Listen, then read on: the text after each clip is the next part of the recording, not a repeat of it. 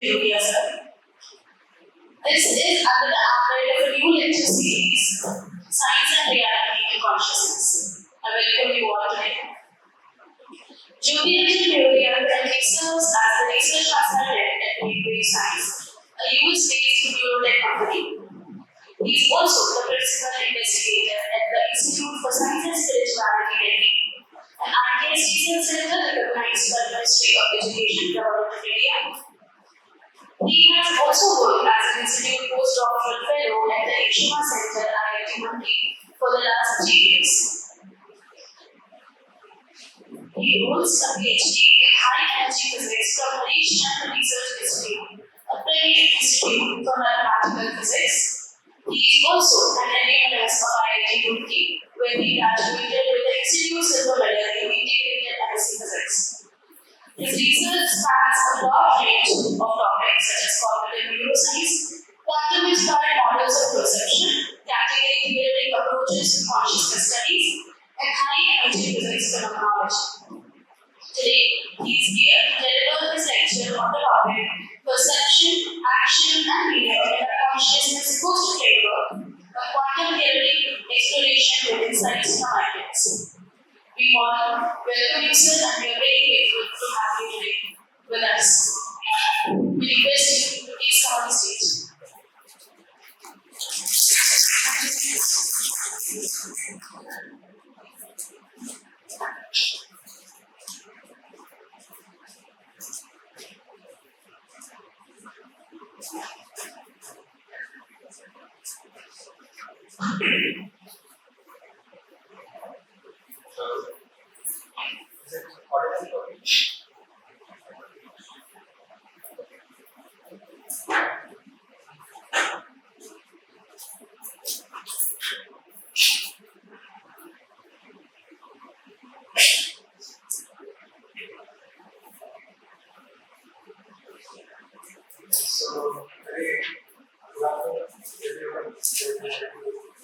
Thank you very much.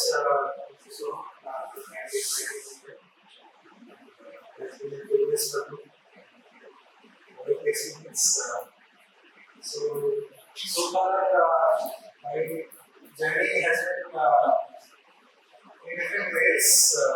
It all started from this.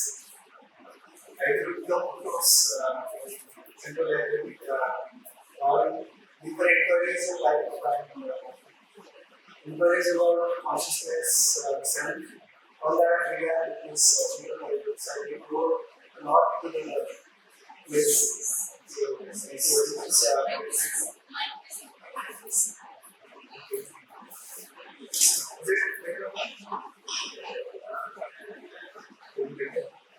Hello.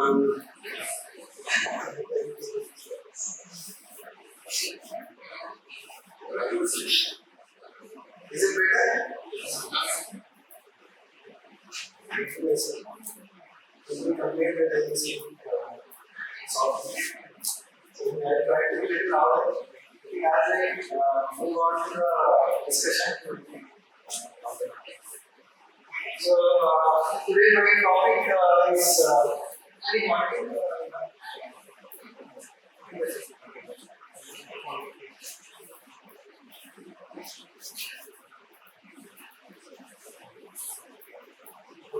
So my topic is perception, action, and meaning in the consciousness first framework.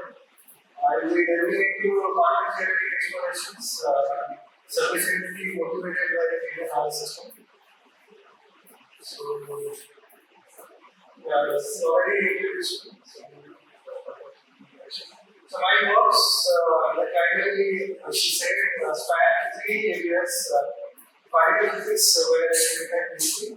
One of the examples is particle physics was to understand the fundamental elements, building blocks of nature. And then, after I graduated, I came to realize that the hardly speak anything of fundamental realities. The state of consciousness, the subjective experience, all that we really value in our life, and that is completely stripped away. So, at the end of my PhD, I realized something is this. When I entered into the domain of psychology, philosophy, neuroscience, social studies. And then lately, I'm also working on cognitive neuroscience and complex systems. You may think that they're all three different branches of knowledge, but if you look at deeply, they're all intertwined. But today I will primarily focusing on the complex systems and collective behavior, how the notion of perception, action, and meaning can be understood in that way. So, what is complex system? Actually, there is nothing simple in this world. Everything is complex. Whether it's your brain, whether it's your genes, anything you take, any realistic system you take. So, even the talking of the drones, the work that happens, nothing is simple. It's all complex systems, nonlinear systems. So, that means studying really natural things is really matter. I mean, that's a concern of engineers. So that is complex systems and the collective behavior that emerges out of it. So it's a very interesting phenomenon. We have been studied last 100 or so years. So one of my teachers at Vicsek, you know that it is. So he used to say, a famous person, so he used to say that although this area of physics is so rich that it hasn't got sufficient attention to our work. Because that's the most realistic thing to deal with the nature. So that's the thing finally that we done. So let me present a very simple day-to-day life experience. So let's have a situation in Chinese plane with the words. So let's any scientifically puzzled mind wants to see the intricate puzzles behind the happenings in this nature. So let's try to model this side. How do you do? So you would describe the behavior, hand movements, spectral movements as people doing engineering. So, but let us go further. So you may describe in terms of proteins. The body can be thought of as modern science understands as a collection of rapid proteins moving, making movements and interacting. Then you can go further. The reduction is not good. You can go further. As you can describe in terms of atom. Another layer further in terms of atomic particles, the area of particles, its quarks, electrons, photons, and then finally. In published papers, we write down certain finite diagrams and calculate cross sections and do measure that diagram collider. And finally, what they are a set of binary numbers stored on your hard disk. So just imagine this side is the sentient brain, and this bag of numbers will be terabytes of whatever the number you know. So huge amount of memory are the equivalent. Suddenly they are not. Something we have missed in that process. So this is a gift of our class of reductionism, the foundation for science that evolved 200 years back in Europe.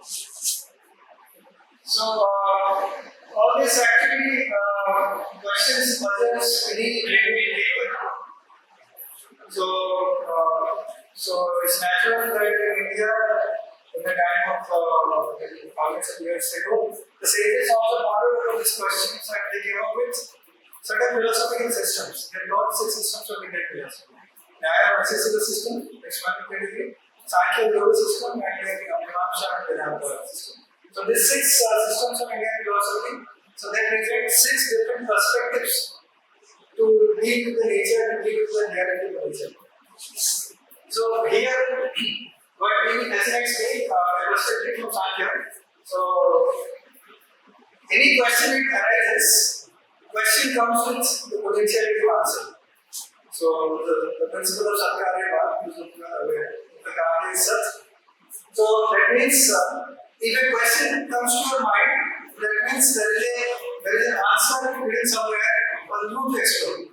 So that's the beauty of Indian philosophy that we not look for knowledge outside. Knowledge can be searched inside. So that really motivates me. So before I delve into my own research, little 12 steps into these fundamental issues. Let me list down few important problems that everybody faces when they want to understand fundamental realities in the nature. So I will list only few. There are many actually. So the first question is that I would like to always ask: the objective reality is something that can be measured as a third person. It's need not be present as observer. It's observer independent. So is there an observer independent objective reality ever? So that's one question. What do you think? Is there an observer independent objective reality? How many of you think yes? There's only one. How many of you think no? And how many of you confused? There's still some category left. In the Indian philosophical system, there is something called substrate. Statement A, negation of statement A. Both A and not A, neither A not A. So the four categories substrates. So I think some of them will be that fourth one. So some of them raise and you agree with, some of them do not agree, some of them will probably look at all yes and no or neither problem. So we'll see. Actually, Indian philosophy talks about a reality which is completely dependent on observation. So the Western idea of reality, Western idea of nature is observability. That means we really did not talk about anything of subjective nature. So, and we can only deal with the objective measurements, take out any subjective property, say color. The feeling of color, selectness. So, when you strip out all the subjective aspects and what you are left with, color, what you are left with? Frequency. So frequency becomes the primary property to describe the experience of lightness. But they are not equal. So, and Indian philosophical systems, they have done enormously to discuss this simple fundamental issues. Of course, I am not able to touch upon them. Either I have comprehension of all of the commentary traditions that have happened. So, the second question I would like to ask: the mind-mental division. See, it's an artificial problem that was created by Western philosophy. It was never present in Indian philosophy. So it goes back to the old Descartes, the pioneer. You can say the first critical thinker who really contributed to modern development of science. So he came up with this idea that I experience the world. So what is certain? That the sense of I, that my existence is certain. I may negate everything else in this world, but my existence is for sure true. So he said, I think there are I. So that his understanding gave rise to this problem of IKS-inspired or mind-body problem. That mind is a separate entity, ontology is a separate entity, and matter is another ontologically separate entity. So they don't talk to each other. So he made some proposals, PDF and all that, so that's all abstract. So, but essentially, what he said that mind and matter are two separate entities, and for doing science, later on we will pick up like that. We don't talk about mind or anything subjective in nature. So we can only talk about objective world, and that's all. That work going on until the discovery of quantum mechanics. So there, for the first time, the classical logic failed. Classical logic means the usual European approach. So that failed. So the non-classical logic, which is basically known as quantum mechanics, quantum logic, quantum physics, the options are that. So that essentially pointed us to the idea that reality is purely observable dependent, because where everything is measured, and measurement requires an observer. Yet do not confuse with the observer that is there in the quantum mechanics as some kind of person watching from the microscopic experiment. There is genuine notion of observer.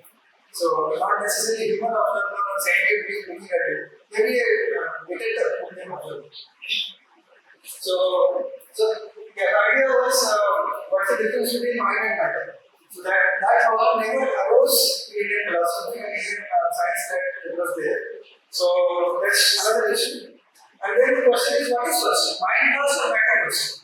Science also talks about the physics doesn't bother about mind. Psychology and cognitive science they bother about mind. So that's their domain. So there, mind is not a fundamental entity. Mind is conceived to be an emergent thing, high-level property of the system.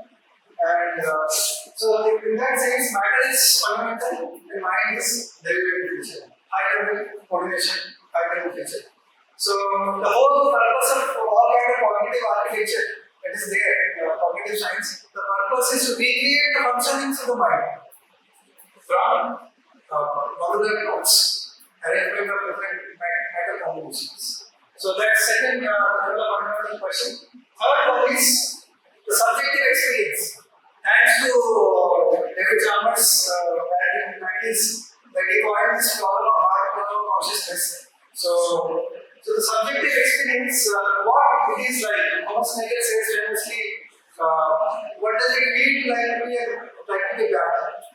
So the first person experience I'm talking about, the subjective experience. So why and how does subjective experience arise from physical processes? So you can see the pattern in the paper starting people try to understand consciousness and how do they explain away consciousness by talking about several material properties that explains something about consciousness. So conscious derivatives. But essentially, definitely we talk about the first person experience. That's another big issue. So that needs to be addressed. Another problem is perceptual direct awareness of the world, direct realism or direct realism, or construction by the mind. Coding around this popularization and Vicsek. So whether it's a direct awareness, that means you perceive the world directly as it is. Say I perceive the camera here. So one school of thought is that I perceive directly. It's there actually in the world. The other point, several interpretations are there is a projection in my conscious reality, or I conjure some kind of reality on the physical, on the actual world. So this is another big debate that went on in Indian philosophy, and all that, Vicsek, Sankhya, Yoga, Vedanta, everybody engaged in this debate. It's a very fundamental debate. So whether we directly become aware of the world out there, first of all, the world out there exists or not, whether there is an external world or not. So sorry for being related to philosophy. So there are essential ideas to motivate what we are doing and why we are doing. And of course, philosophy comes first, science comes later.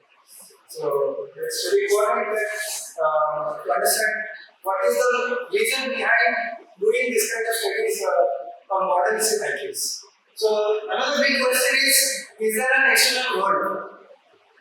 Or all I'm just hallucinating? My experiences are just hallucination. Is there an external world? So they have not taken world. So let me explain it in other sessions. Another problem is this is perception often seems continuous. You do not see friend by friend. You have to see. No? So we experience a continuous movement, continuous animation. The sentient beings, we experience continuity in our experience. But if you look at neural processing, how does that happen? It doesn't happen continuously. Or any sensors you devise at your engineering lab, so they are never continuous. Actually, there is nothing more continuous in the realistic reality. The engineering problems or whatever you solve, mathematics, continuity is mostly absent everywhere. So even your computers is all distinct. So I don't want to answer this question, but later in my books I try to address some of it. So, and there are many more questions. If you wander deeper into this aspect, you will find it difficult. So here are some humble answers. In my last, I would say, in my PhD, I sincerely started thinking about it and working on it. Some common steps, which I know they do not mean anything in the global landscape of problem that exists, all the contributions that philosophical systems have really contributed. So, but nevertheless, if I can truly represent the philosophical traditions that have existed, so the principles that made them think so deeply about the nature. So they may not have come up with mathematics that particle physics or any other branch of knowledge has developed, but the richness of thought that they have recorded, that's extremely important. So in case of that, it's nothing. So just little humble attempts to understand nature. So I would like to start from this idea that the world is an interaction. How do we agree? Or how do we decide? How do we agree? So the world is an interaction. How do we think it's started thing is there and we want to fix stuff? We know what it does there. So we everywhere see everything is moving. The air is moving, the light is even if it appears constant, the electrons are bombarding moving. So everything, everywhere there is dynamism. So the world is actually the experience that we have is actually lot of interaction. So here I would like to come to a discussion of certain elements of Narayan Sutra, which is very essential and which has helped me a lot to formulate my models. So in the Narayan and seven kinds of padatras, there are initially 6. The later on the seventh category are all over introduced. So when the Buddhist debate happened, the number of system introduced, right? So the very fundamental thing is samanya or the universal. So I am studying English, you are understanding English. So English is now a samanya. It's the universal that connects you and me. Isn't it? You are a human being, I am a human being. So this humanness is something that connects and gives us the platform of shared existence, isn't it? And man doesn't speak to me, man doesn't communicate to me. Why? Because we hardly have any shared existence. So because we all have the shared existence, so that's why we are able to communicate. And the foundation for shared existence is universality, the samanya. So it's such a profound idea. Even the higher civilistic systems, starting from Pratikya to the conclusion. So the flow of logic is also based on the idea of samanya. That the reduction can only happen when there is samanya. They say universality class. So unless they have the similarity in them, so the relation cannot happen. So what do I mean by that? So I say the name is Adi. Adi means Adi. So both of them are human beings. Why? Because you say the idea of humanness. I mean, you have nose, you have eyes, you have ears, you have tongues, all human nature that is there. It template you can say. You both have to carry a template. That's why you are human, that's a class. That's why programming is a class and the objects are there. And then you create another class which is inherited from the base class and you are polymer with all that different stuff that goes on. So the instances could be different. So that's the Vicsek particular. And the inheritance is somehow inseparable relation between entities that cannot exist apart, between substance and quality, parts and whole, universals and individuals. It's unique independent relation. So the somehow is another very big idea. The relation between part and wholes, I will not discuss about some of my goals in this aspect, part and wholes. Today is mostly towards conscious perception and action in that part. So the parts, when you sum them up, they don't become whole. But in the so that is why we see in the complex systems, say talking of birds. So individual birds will talk, but when you see them together, it appears a very spectacular pattern. So where does that pattern emerge? So the spectacular pattern is just not the sum of individual parts. But for that matter, your life is not a combination of genes and molecules. The consciousness is just not a combination of your brain activities. So the part and whole relation is extremely important to understand. And this NAT system of logic is so on the surface it may appear so simple, but if you look at this fundamental ideas deeply, they are listed as one of those 7 padarthas. Padarthas mean that which is actually there and contributes to reality.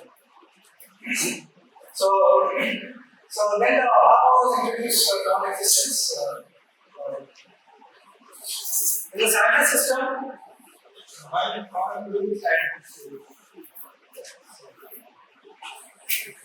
so in the science system, the same idea that Samanya is also considered, but in different ways. There the Samanya is in terms of the 3 gunas of Prakriti.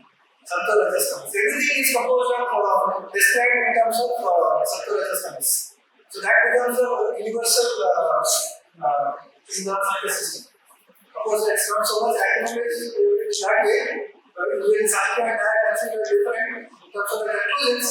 But if you look at it, it also inherits ideas of Samanya and other ideas. So now philosophy class is over. Now let's delve into some science aspects. So as I said in the beginning years, I delved so much into understanding of elemental particles. But later I realized that the involved experience and conscious awareness, anything of that sort. So any phenomenal experience you have, so that refers to a subjective world. And then, as I said, you speak of all subjectivity or the objective world of science concept. So essentially, the world of science is actually a world of models, physical models. We actually keep evolving the models. So at some point, the models are given the status of ontology. Ontology, you understand? Something that exists in reality. So, and the understanding basis is scientific method. So as I described in the beginning, we experience a similar world because of shared experience, and that because we have similar universes. So physicality or for that matter objectivity, I would like to propose, and it has nothing new about the philosophical system. It actually invites us to progressive reduction of abstractions. So what they are, it will be clear towards the end. So physicality is an emergence. What is being done now is that subjectivity is considered as emergence. Emergence means something that emerges out of it. So what we are proposing is to talk about consciousness, that the matter is a derivative of consciousness, conscious space. So yeah, that aspect is touched upon. And some references I would like to go so it's very part of this section. So it says our mind is coordinates the senses and saves our interactions with the world, actively generates the experience of external duality as the basis of our perception. So it's actually our antanglement which consumes the objectivity that we call physical. So now let us become a little specific. Let me describe the model that is developed. So it's mostly inspired by the Navier. Navier says, the system says, mind is an organ. It's atomic. So that means the cognition that happens in the mind, it cannot be two things cannot be simultaneous. It has to be sequential. So that means percepts. Percepts means the elementary elements of my perception. You can call them percepts. So percepts have to be one after another, they have to come into my awareness. But when you talk about perception, it's a connection of all my percepts together, not individually. So to do that, of course, the model that I'm going to describe, it has both options. It has some version of simultaneity also, which refers to that has been accommodated by another understanding. So this is like this. The situation is we have a set of words talking. Say, for example, let's consider the system. I'm just talking about the words how wonderfully spectacular patterns together make. So maybe I should have added a photo here. So say agent one, I say the words are the agents, active agents or cognitive agents. So word A1 has two words is vision mode. So words see the world around and it has its vision mode. So it sees A2 and A3. A2 sees two other words, A4 and A6, and A3 sees A4 and A5. This is the meaning system that I described. Now, for A1, so the percepts are the perception of A2 and A3. For A3, the percepts are A4 and A5. For A2, the percepts are A4 and A6. So now, so the background I would like to give is human perception. Studies psychology has several psychological experiments have reported that human nature, human behaviors, human decision making doesn't follow classical logic. Means classical logic means the highest form that you have. So conditional probability of that you use the posterior and prior that relation. So that doesn't hold it. So what do we do? Now we model the percepts in terms of the quantum, like a quantum-inspired framework. So here the idea is I'm not really introducing microscopic quantum entities. So they are actually quantum in operations as a logical ground, not necessarily microscopic quantum systems.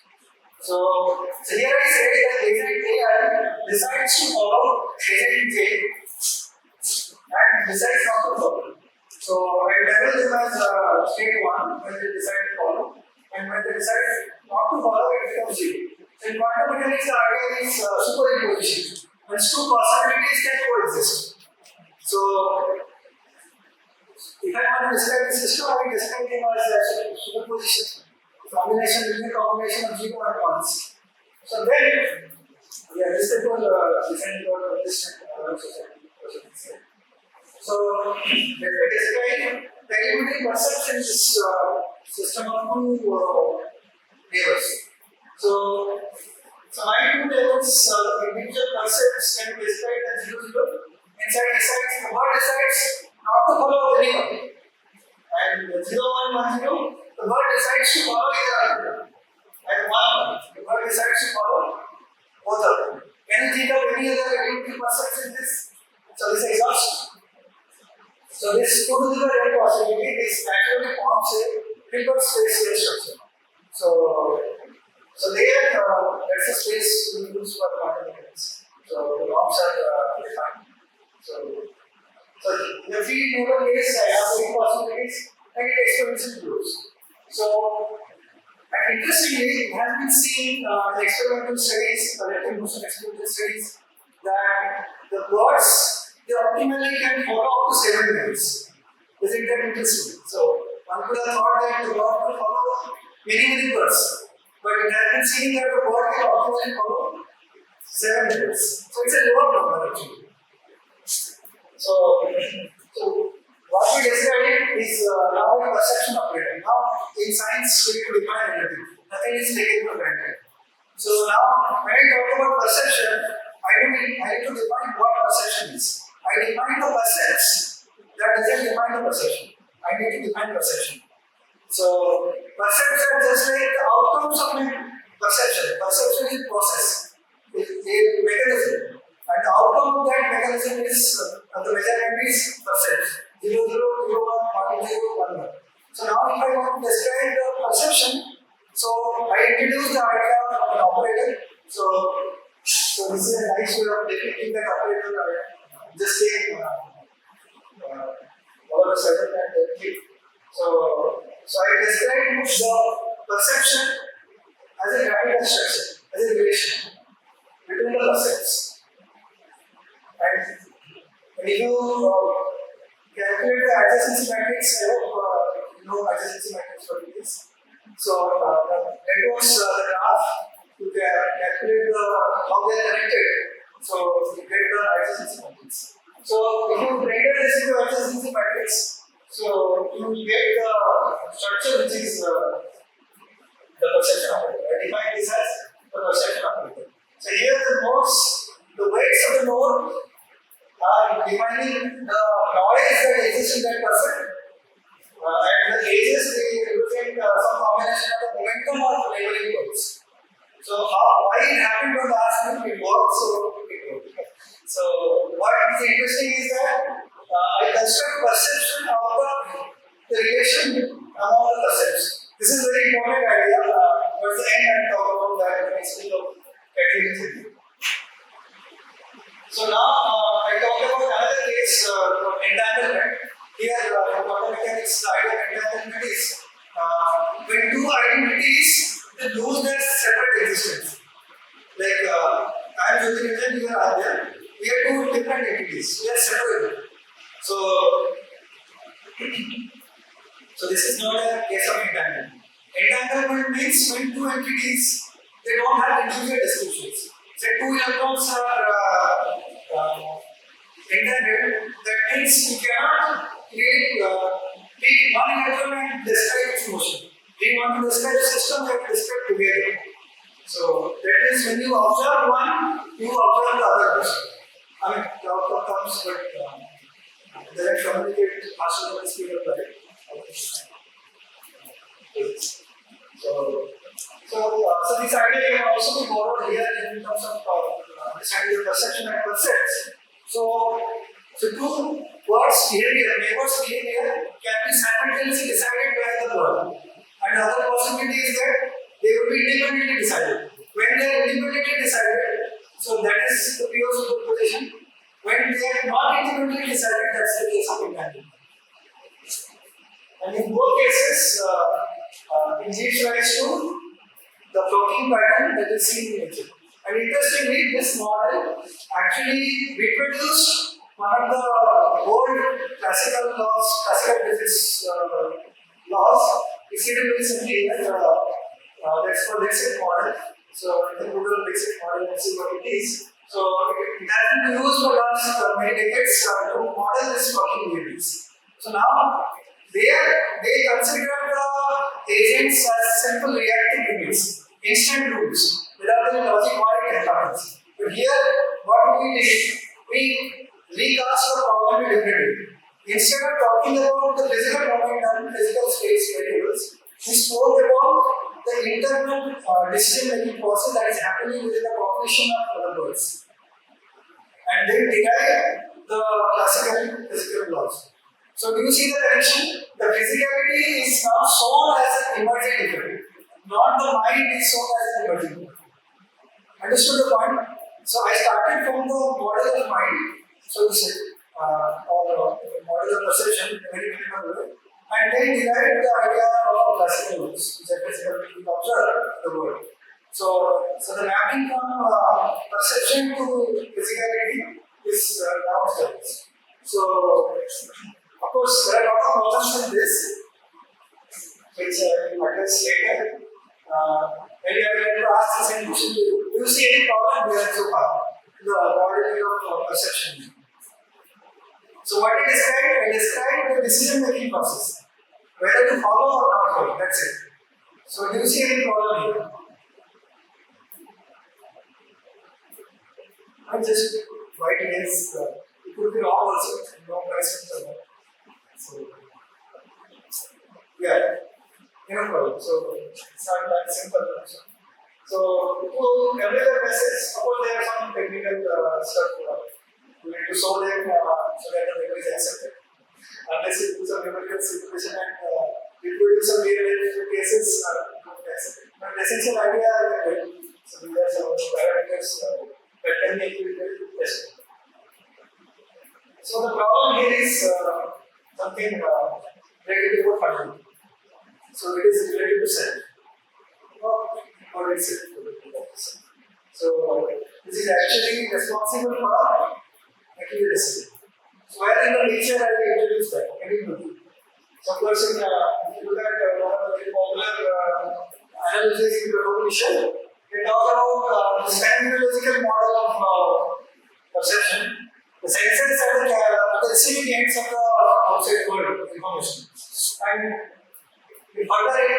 conveys the message to us, and then the buddhi, the rational faculty, not the decision-making faculty. And then ultimately the perceptual is Atman, pure Atman, which is actually inert. We are discussing with Sohom. So it's a integrated subject. So although the Atman is observer, but it has an important role in the whole process. It participates in the creation of reality that we experience. So the understanding of self, unless until I bring the idea of self, my model is incomplete. So that's the next approach we do. So here I ask two questions. Say you are observing a tree. So one is the process of perceiving, which you perceive the tree, and second one is self-referential aspect. That means you experience that you are experiencing. You follow the difference. You observe the tree, and then you observe yourself observing the tree. I mean, you are conscious that you are observing the tree. It's not that the robot is observing the tree. Unlike robot, you are aware that you are observing the tree. So that's the activity that's happening inside. So the self-referential aspect. So the self-referential aspect is an important aspect of self. If you like to say the human self, in psychology we talk a lot about human self and medical agents and all that. So these are two different things. What I described so far, the model, another model I described, that describes the process of seeing as decision-making process. In unfortunately, in nonlinear dynamics, classical physics studies, it's all considered reactive, simple reactive physics, rule-based. If you see the bird in certain angle, certain direction, certain speed, this is a decision you make. Rule-based game. But volitional activity is not considered.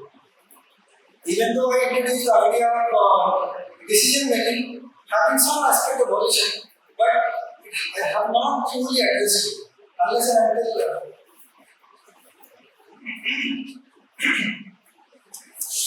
so unless and until when I get that is not the right. So these two processes need to be distinguished. So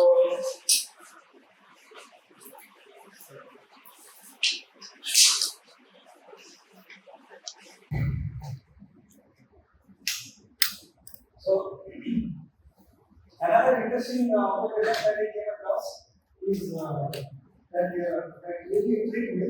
It's a paper from 2005, papers regarding also. The self-referential cognition that happens within the brain is included in the game or default mode. When you do nothing, no external activity, just sit silently. That's the activity of gaming, default mode. So, and people have studied the low oxygen level activity and easy activities of that with game. So it has been seen. It has very low frequency responses. So low frequency means what? The time scale is longer or shorter? Longer. So the self-directed activities are little longer in nature. So you understand? Okay. Yeah.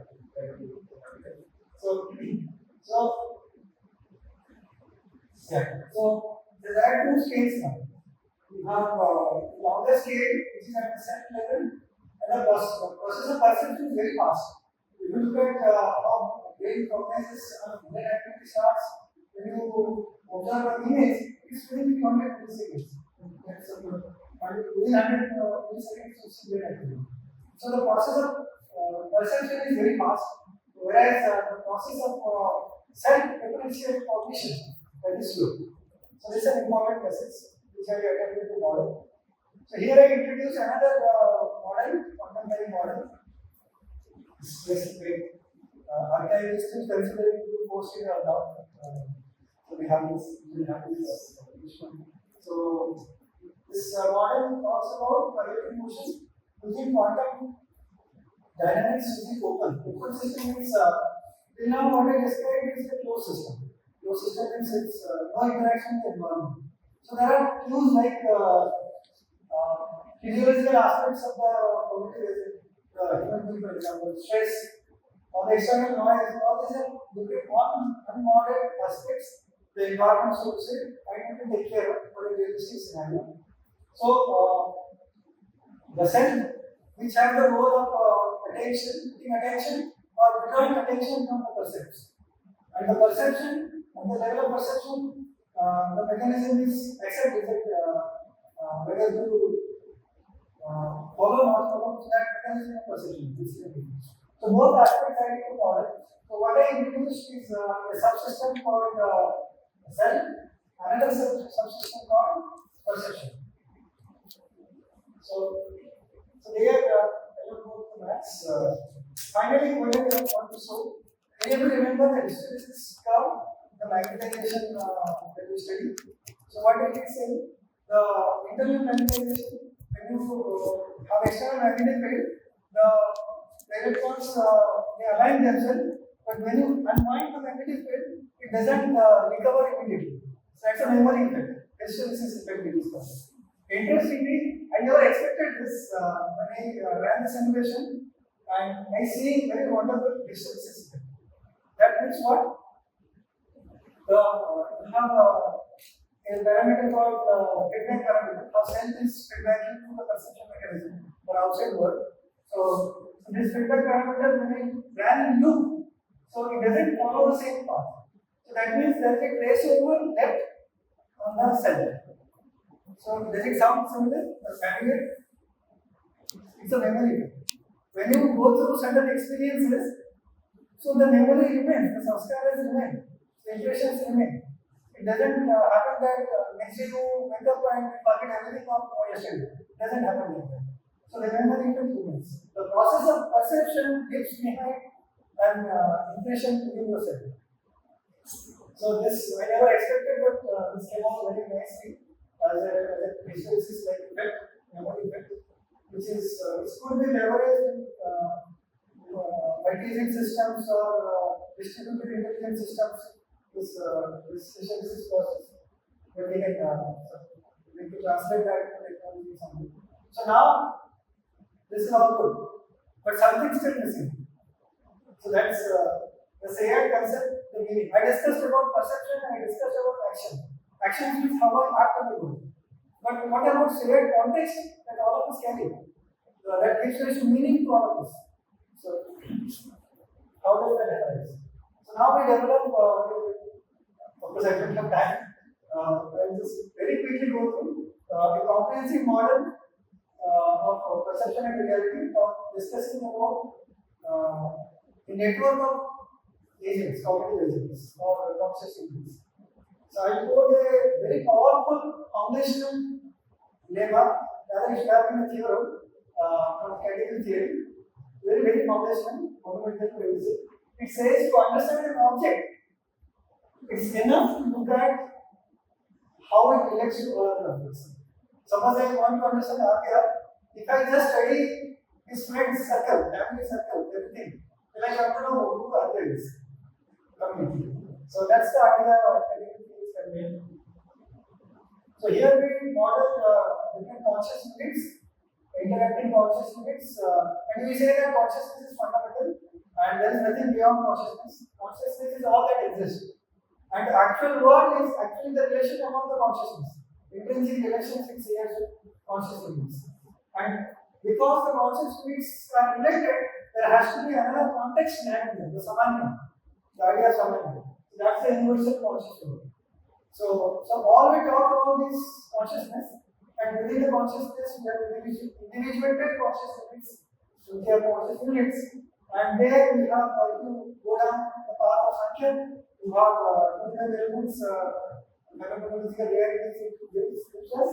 So we have an integrator, which we have divided to mind, entanglement, and we have channels, which are like sensory organs, knowledge acquisition and working senses both, and we are constant, and that's the within structural consciousness. And together it interacts with the world, actual world, and then the world that we perceive, the physicality, emerges out of these relations. So to describe this, we used category theory, and this is a paper that's under review for last 2 months, the philosophy. So here we describe it's about in collaboration with Dr. Vicsek and his student. So we describe what are the relational seed. Seed means what? Not immediately I would say. Seed means it assigns a context to relation network. So you have here some 15 conscious units sitting here. We share some relations. So that attribution of relation is the seed, relational seed. The raw edges we can make. When you label them, so that's the meaning we assign to them. Raw meaning, so that's the relational seed. That's the word actually that exists. But the conscious units to their mechanism of perception, sensory apparatus, and integrated mind, they have got, so they conjure another word, W prime, or we say the screen of perceived reality. So there's something called colimits in category. Colimits are just gluing things together. So we have different shared contexts. Context is given rise to different shared individuated meanings. When you club them together, that's the world that we see. So the world is a relation. Initially I said the world is an interaction. Actually the world is a relation. So that relation, perceived relation is the W prime. It's described as colimits in category theory. So here is one possible example I would like to say. Say I perceive red. Two different wavelengths of red lines. But my experience is red. Suppose I observe 750, 750 colors. They're quite similar. But my experience of redness is same, hardly distinguished. How does that happen? Because they carry the same samana. So you follow the trend and how the understanding of samana, although the appears so simple, it has triggered the whole philosophical discussions in the past, and it will trigger it. So, say, that's one kind of meaning that arises. And say, I have two different wavelengths, red and green. So, the wall that I will describe as colimits is based on combination of them. So, that's the two products that for Kusam. So, by the time we need 50 more minutes, I will wrap up. So, I know I will make justice to this technical stuff, but so finally I tried to conclude an empirical study. We did, in fact, this was the beginning of the inquiry into psychology and cognitive neuroscience 4 years back. So this is studying sense of agency and perception of time. So what it is, so quickly I would say, this recently got published in Journal for +1. So we have 3 groups. One group is contemplating selflessly on different events of life. Say how I help the poor, how I educate the society selflessly, like that. Certain introspection the person does. Other group, they contemplate selflessly. Say I stand in front of the mirror, how do I look? How would I look after 50 years? How when my worries, my anxieties. So contemplation is on that. And third group is control. What we saw is, so there is a cognitive task called it's called intentional guarding. So we use that paradigm to study the error in perception of time. So what we found is those people who are selflessly contemplating, so they made less error in the perception of time. Those who are selflessly contemplative, that means they are more egoistically engrossed in their own self. So they made more error in the perception of time. And of course, that's in comparison to the control group. That's the standard in psychological studies. So in short, that's the second. Of course, there we studied 2 other teachers, psychological teachers and medical teachers, who were taking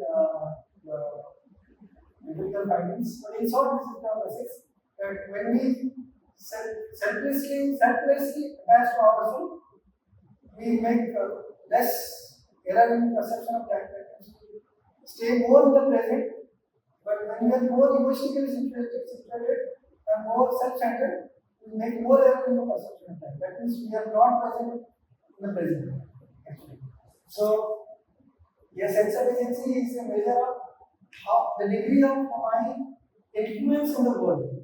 So this paradigm nicely connects perception of time with agency. So how I influence the world. So in short, so this paradigm talks about self. This paradigm talks about agency, perception. So that's why I found this interesting. And although I discussed this at the end, so this was the beginning of my inclusiveness in this area. I'm happy that I came about roundabout circle and completed the book. So there are a few more things, but I don't have time to discuss. There were time questions.